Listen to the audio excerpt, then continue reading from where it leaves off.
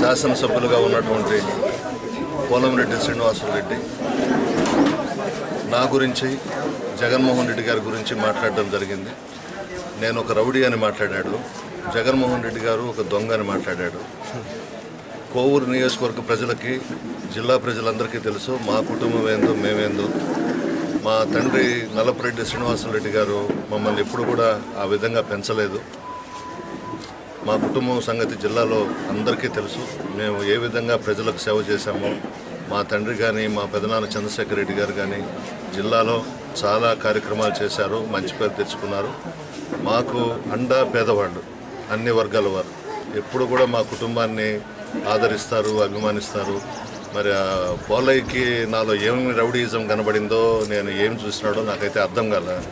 జగన్మోహన్ రెడ్డి గారిని దొంగ అన్నాడు.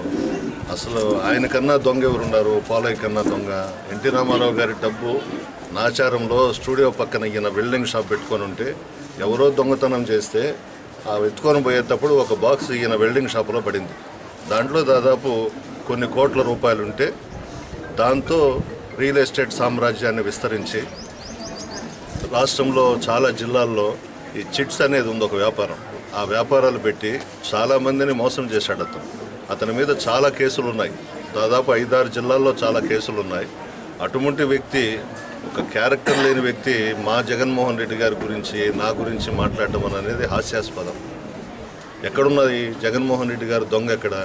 నేను ఎక్కడ రౌడీని? ఏదో మాట్లాడాలని దానికి కౌంటర్ కూడా ఇచ్చాను నేను. ఇంకా ఆయన గురించి అంత మాట్లాడాల్సిన పని లేదు. రేపు ఎల్లుండి 11వ తేదీ ప్రజలే తీర్పిస్తారు ఏ విధంగా ఆయన చేసినటువంటి అవినీతి అక్రమాలు. దీన్ని ఎవ్వరూ అడ్డుకోలేరు.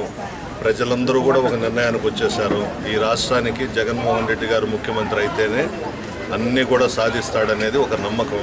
ఈ 5 సంవత్సరాలు జగన్మోహన్ రెడ్డి గారు చేసినటువంటి పోరాటాలు, ఉద్యమాలు ఒక స్ఫూర్తి. ప్రజలకి చాలా బాగా ప్రజల మధ్య ఉండి పేదల కోసం ఈ 5 ఏళ్ళు పోరాడాడు.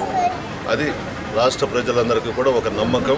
ఒక అవకాశం జగన్మోహన్ రెడ్డి గారికి ఇవ్వాలనేది ప్రజల నిర్ణయం అయిపోయింది. ఈ రాష్ట్రంలో జగన్మోహన్ రెడ్డి గారు